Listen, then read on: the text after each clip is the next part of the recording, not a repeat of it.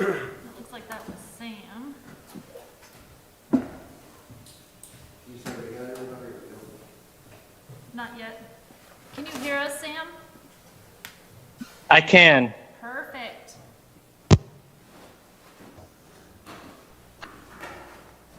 There's Ariane. Hi. Hi, Ariane. Hi. It's all set up right this time. Yay. I know it only takes about 4 or 5 tries. Hey, I'm learning something new every time I use it, so. Okay.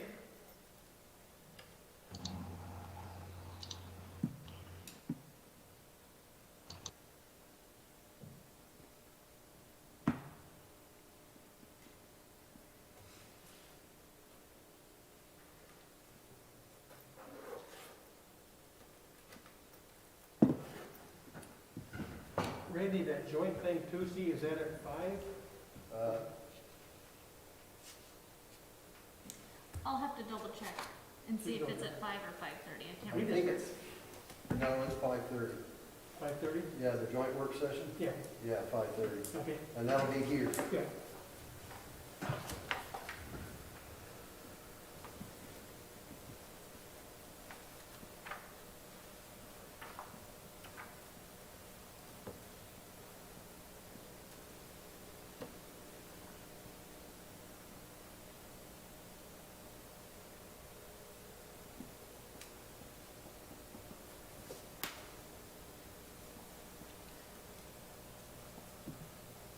Well, Ariane, I got 4:01. It's anytime you're ready.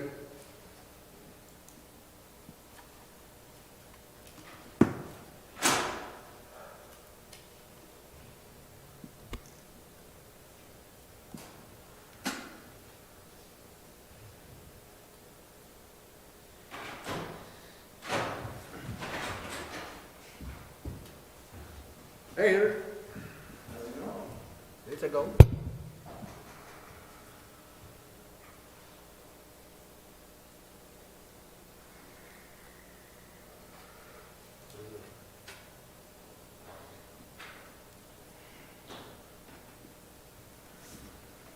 Can you still hear us, Ariane? Oh, there we go. I had muted myself. I'm sorry. Oh, I'm going to go ahead and call to order the Parks Commission for February 18th, 2021. For roll call, if those that are in the room that I can't see, if you would go ahead and announce yourselves. We got a guest, Henry. Fitness Center. Henry Lane, Northwest Fitness. Coco Sutton. Bill Davis. Bill Hutton? Randy Dixon. Kelly Burnett? Sam Crowley, Commissioner. Okay. And then Ariane Lyons on the video chat as well. So we are missing Bev and Carmen.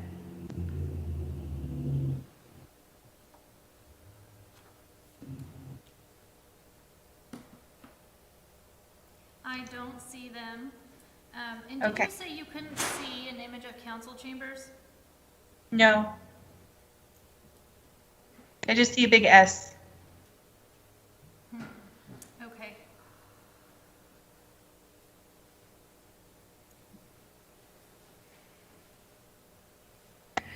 So we'll just go ahead and move on to approval of the minutes. Do I have a motion? Has everyone reviewed, and do I have a motion to approve the minutes of January 21st, 2021?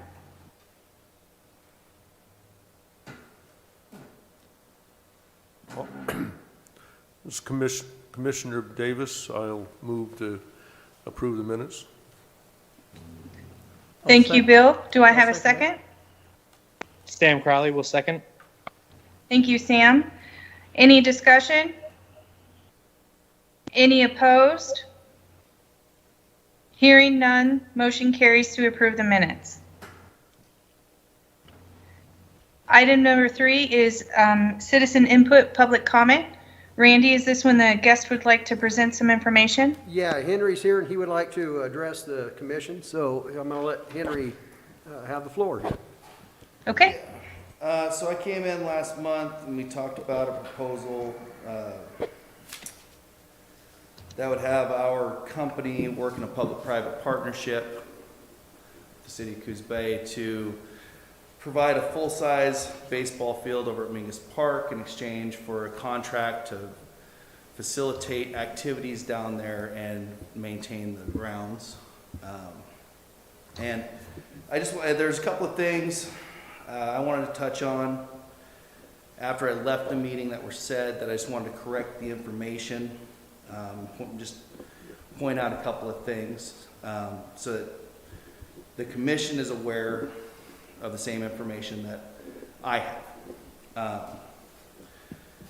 And so one of the first things that we looked at when we had that conversation was, what does that look like as a private entity if we were to manage that space in terms of access? And what does it fit with the Parks Master Plan? So I took the time to read the Parks Master Plan for 2013-2023, kind of what the overview looked like. Got in touch with Randy. The next fiscal year plan block isn't fully finished yet, but from what I understand, it doesn't have any definitive plans for the ball field side. In the evaluations of the city's available facilities, it listed 2 full-size public fields that there are access to, which would be SWAC and Marshfield. There are no other full-size public fields available in Coos Bay. One thing that I wanted to point out, that as those are listed as resources and facilities that are available as public parks, those are not public parks. So though they're being counted as a part of the tally, for me to utilize SWAC as a field to host any event, it's $50 per hour. So it is far from public use. And in a conversation today with Floyd Montiel over at Marshfield, it's substantially more for us to utilize those fields, and we're not able to. They're completely booked out. And we have good relationships with both of those facilities, so that's not really the issue. It's more of can we get access to host events here? So that was one thing that I just wanted to touch on, is that what the availability of parks is. The availability of parks has changed dramatically with the addition of the Kappa as well. With the Martins producing that facility over there, they're currently 1 field with grass planted for 9. So there will be 9 Little League fields at the Kappa Center, I would say as early as June. They already have fencing. They already have grass planted. The land's been cleared. Everything's been plotted. So access to softball size and Little League fields will more than double. So again, that just goes into the need for a full-size field in this area.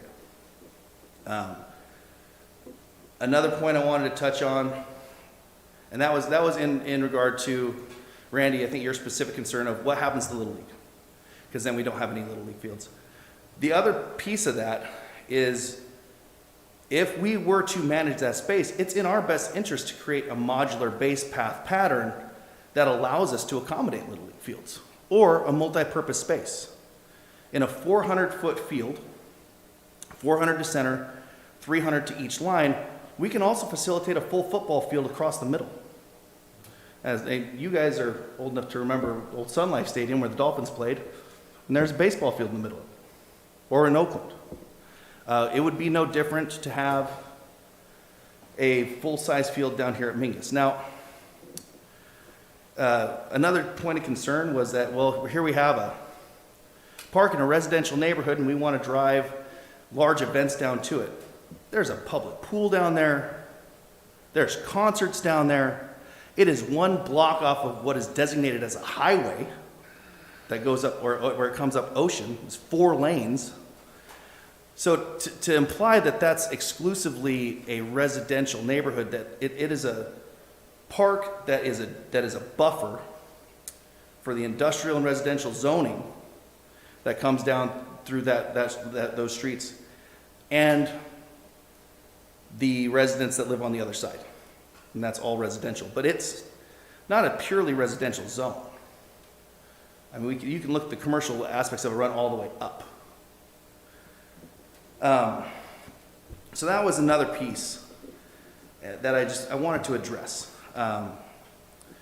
When we look at it, what we do ideally is, just like in Medford, at their fields, or up in Eugene, or up in Salem, we would be able to host Little League, softball, whatever. The more events we can host, the more opportunities we can give folks, the better it is. One thing we didn't get into was how we intend to generate our revenue off that space. And, you know, I was more than happy to answer it. It just didn't come up. We want to pass the use, the way that we would recoup our costs would be passed along to the people that are utilizing the field. So we want to host a West Coast League Baseball collegiate wood bat team. We want to host a AAA Legion team. We don't want to charge people to come watch it. We want the residents to come and partake in sports as a recreational activity. We don't want to do concessions. It's not to our interest. It's not something I want to manage. I want to sublet it to one of the 15 food trucks that are down here trying to make a living. And that's something that I spoke with Debbie about in terms of what does it look like for us to shut down a street once every week and host food trucks and have those guys down there to provide concessions. That's something that would be of interest to us, and it generates more revenue for the city. So when we look at those partnerships, there's different aspects of it. I think one thing that you brought up, Randy, is that, you know, in your time in Bend, private entities like us would just pay for use of the field, so why don't we just wait till it's done and pay for use of the field? And and that was the last point I had that I wanted to bring up, because that's a very specific thing. And so I spoke with the Medford Parks Department about the Medford Baseball Club, the Rogues.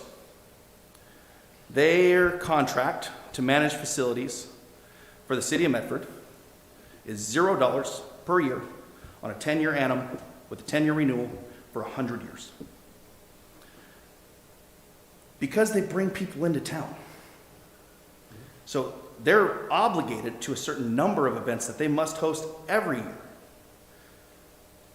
But they operate that facility, they maintain the facility, they pay the city nothing.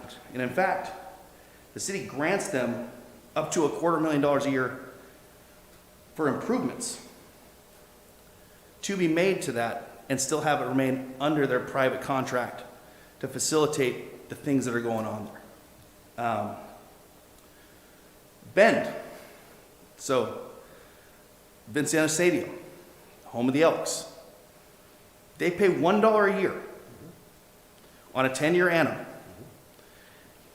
And they sold the buildings that they built on the land with the team to the next provider. So not only are they taking the improvements that they add to the public space, they're selling those too. And I say all this to come back to my original proposal when we talked about it. And maybe it was miscommunication on my part. Maybe the proposal seems incomplete. If that's the case, I'm sorry.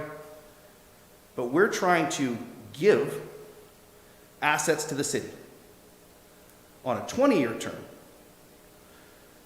and then bring in up to $2 million a year in revenues for the surrounding businesses and residents, to create atmosphere, to create industry, to create tourism at no cost to the city.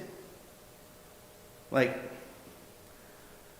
I got out of this meeting, I went back, I watched the video because I'm an athlete, and that's what athletes do. You do something, you go back, you watch tape. I just want to see what was said, how I said it, how the information was presented.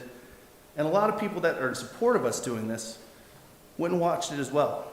And these were just some very specific things that were confusing for people. I understand it's not my time for you guys to delegate this stuff. We don't have to have a conversation about it now. You have the information.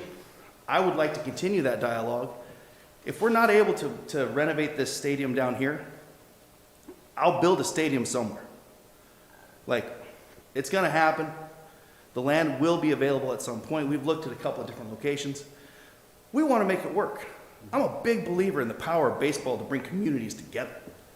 Like, you know, I think that, you know, and I get that it was an off-the-cuff comment, but I want to be transparent. I'm a businessman out to make money, but my love of baseball and sports in my community is not mutually exclusive to me wanting to recover my investments and make sure that I can pay my bills and feed my family. I can hold both of those things in my hand and say, I've chosen a great path forward for myself that allows me to follow and pursue the things that I love and still provide for my family and do great things for my community. And there is an apex where we can find a middle ground. Now, if our proposal is a little aggressive, then we can talk about how we can mitigate some different factors in that. Even if that comes down to us just contracting dates. But I need a facility that we can book out. Before we can bring in, we want to bring in 25 collegiate players every year, with 2 or 3 that'll have the potential to be professional baseball players and have them come into our community. Those men leave here, go and make millions of dollars. They will come back and invest those dollars here. It's a thing that happens. Like, literally, millions of dollars can be infused into the community through a very small, very easy to drive project because of how we need to requisite changes. I feel, and a lot of people know, that it's the best way to do it is in a public-private partnership where we could go out, make those changes to a leased space that we don't have to put up for an RFP because it doesn't cost the city any money, make our tenant improvements ourselves, and then facilitate all of these great things. So I appreciate you guys' time. It's for public comment, not for discussion, and I get that. I made sure to double check before I came. But if everyone here has my contact information, you have a lot of different information that's accurate, feel free to check it. Thank you so much. Henry, thank you so much. We appreciate the additional information, and we appreciate you coming down again today and providing that information to us. So thank you again, and we look forward to discussing and reviewing that further. Moving on to item number 4, Randy, the Mingus Park Skate Park bikes and scooters. Yes, so if you recall, when the city built that facility, it was only designed and built for skateboards. And bless her heart, back in the day, Chris Cole she lived down there by the park, and she would always try to alert me when there's others down there doing their wrong environment in there with bikes and motor scooters and whatnot. The skate park is built for just skateboards. Now, that's not to say that there isn't room to make a motocross. We talked about this, and it's in our master plan too, but it's all about grants, timing, and dollars. But the complex is not made or built for bikes and scooters. So I just want to make sure that, we've had people come and want to do something other than bikes, other than just skateboards in there, and it's not allowed, and we have rules and regulations there. Is everybody still content with them rules and regulations as is? In our master plan, we do call out a BMX. We thought Windy Hill might be the location for that, but city ended up selling that property.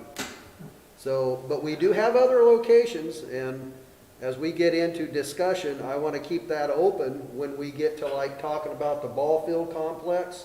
Wherever that location may land, it wouldn't be hard to throw in a BMX cross track in that facility somewhere and utilize the parking lot for the access and restroom and facilities. So to me, I think that would be a great thing. And Randy, correct me if I'm wrong, but the main reason that the bikes and scooters are not allowed is because the skate park elements weren't designed for the the loads from the bikes and scooters because they use them differently than the skateboards and it causes chipping for the concrete? That's correct. Skateboards are designed and the apparatuses on the material itself have a kind of like, I want to call it like a hard, soft rubber base on it so that when it rubs against this concrete, it doesn't chip it or crack it. Recently, we were lucky to get somebody to donate. The person that just rehabbed it replaced better than 15 tiles around that bowl. And that was all donated services that came and what he did. We only bought the material, but he was one of the contractors who built it. And again, like I say, the damage was pretty relevant to the bow itself. But he donated his labor, we paid for the material and rehabbed it and got it fixed. My concern is, that is not built for bikes and scooters because if they go and try to do their tricks with their bikes, a lot of times they'll lay them on the side and scoot on the tile on the side, and that's what pops either the tile out or chips it. And then it makes it unsafe. The guy gets on his skateboard, he goes to do the same thing, it'll actually trip him up and could cause damage.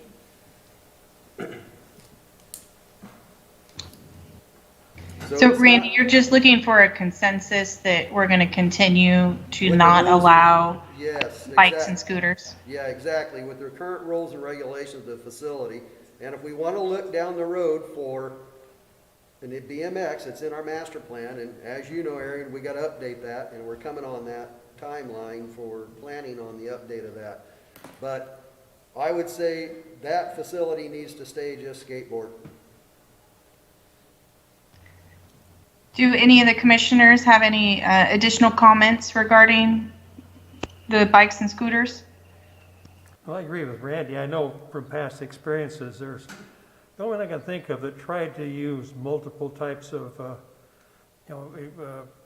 recreational equipment was Grants Pass years ago, and I don't think that turned out too well. Do you remember that, Randy, from about 20 years ago?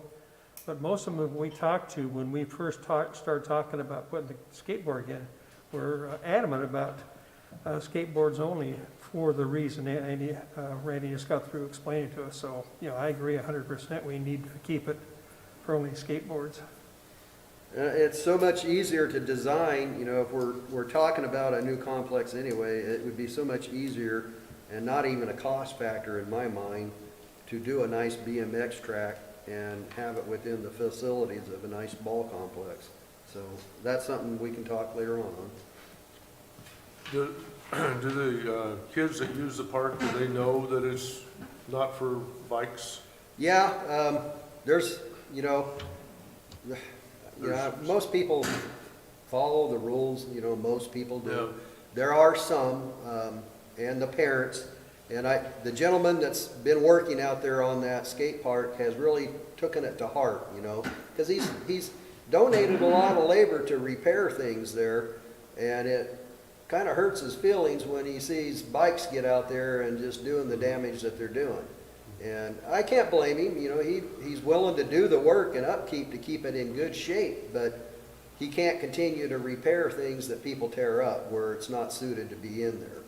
And that's what I'm trying to say. We need a design. There's a need here. I've talked, I want to make sure everybody understands. I probably have talked to 10 families that would be very supportive, just on the phone here recently, be very supportive about a motorbike cross track or something of that addition. I mean, as soon as I started talking about it, they were just in seventh heaven. I mean, they were like, really? So I think it would be posed to be in part of a development plan for another facility, and if we get there with the ball fields, then I would say we might want to consider that. But at present, leave the skate park just to skateboards, as the rules are outlined. Thank you, Randy. Any other commissioner comments? No. Let's move on to item 5, proposed sports complex location discussion. Okay, for that one, I just wanted to, Bill and I were talking just a little bit before the meeting got kicked off. I want to see how many people remember this. About, I think it's 4 years ago, we talked about a sports complex, and the first location that we talked about was actually at Mingus, or at Empire Lakes. Does anybody recall that? Yes. Okay. That's coming back on the horizon for a possibility, along with them other three that we talked about, or them other two, excuse me. So now we have three. But there's some real strong pull with the one at Empire Lakes for several reasons. And I haven't dug into it yet, but I told Roger I would. I've got some contacts for National Guard. I'd like to reach out and find out what the long-term status of the National Guard facility there is going to be. I've heard rumor back and forth, but I'm not for certain. But if they vacated the building, typically National Guard looks at municipalities, local municipalities that they sit in, and offer it to them. If that would be the case, that'd be great in my mind, because that'd be a prime location for a building and a facility for our parks, and then you would have a nice facility there to be built off of, not only for the sports complex, but then we could get back to that dog park theme if we ever wanted to make that happen, and motorbike cross track or something in the area to resolve issues of that nature. So there's plenty of potential there in property that we already own, that we don't have to negotiate, that under a LWCF grant, they would look at the property as match for the bigger picture. And then under that LWCF, if you've got National Guard playing in this and they're donating their property to the city, this only solidifies this grant moving forward to a much larger scale. That's my. Well, I think that's pretty interesting and exciting information. I mean, anything that could increase the use of the Empire Lakes property so that we can mitigate some of the issues that we've been having out there, I think would be a bonus. Yes, that's exactly right. Okay, so I just wanted to be, I wanted to make sure everybody's aware, because, next week, we're meeting with council at 5:30 to discuss both Northwest Fitness's proposal and these ball field locations. So I just wanted everybody to not be surprised when that one comes up.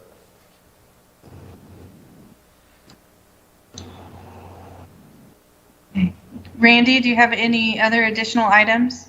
No, that's it for right now for me. Okay. Any other commissioner comments?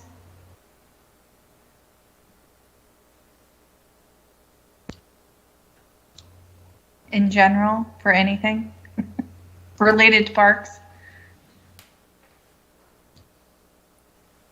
Well, Arian, I can say that the Safe Routes to School project wraps up next week. Well, most of it, but we're just about done to hang our hat on it. So we're going to be doing probably, I'm going to say, maybe I'll have to talk to Roger, but a river cutting sometime for that 6th Street corridor.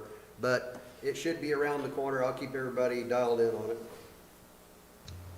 Thank you, Randy. And thinking ahead, are we going to be doing any sort of Arbor Day activities, or due to COVID, is that going to be placed on hold? No, we'll go ahead and we're going to do one. I'm kind of taking ODFW's, direction on it, but obviously last year, because of COVID, there was none. This year, I mean, we can do distancing and we can do our mask and still have fun doing it. But my thought process here is concentrate on 4th, because timing on it will be about right. And when I say that is because we'll have all them tree wells along 4th opened up and ready to plant.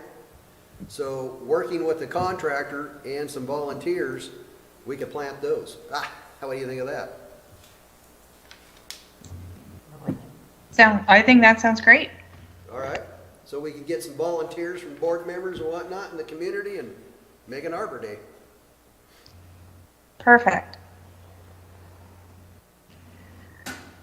And that's generally April 30th. Okay. So, Coco or Bill, do you have any additional comments?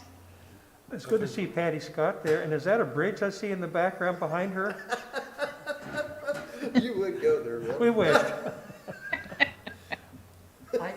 This is Coco. I wanted to say that I like the Arbor Day activity, concentrating on a project that you're trying to finish for the safe routes to school in that east side area. And I also like the idea of using Empire Lakes with the multi-use design for that sports complex that they've talked about for decades. I think that that would also help some of the other situations that have been brought up in that area. Thank you. Sam or Patty, virtually, do you have any comments you'd like to make? None from Sam. I missed the last meeting, so I'm still kind of trying to catch up on all that we heard. But I have nothing specific. Everything sounds good for me today. Okay. And I'm getting a head shake from Patty. So, Nothing for me. I would just like to comment that I'm excited. There seems to be so much interest in the parks. You know, we've done this for years where there was not a whole lot of interest in parks. So it's nice to see the renewed interest in our outdoor space. Yeah. And without any other further comment, I guess we will adjourn. Hey, our Arian, February before we close out, can I say one thing here? Can we get a roll count who's coming for Tuesday night, 5:30? 1, 2, 3 up here. I'll be there, Randy. This is Ariane. Okay, Ariane, that's 4. Patty, are you gonna make it, you think? She said she's not sure. Okay, that's fine. I just want to make sure we at least got enough to have a quorum there when we're sitting there. Okay. All right? Well, thank everybody for joining us today, and don't get soaked on your ride home, and have a wonderful Thursday evening. Thank you, everybody. Thank you. Thank you.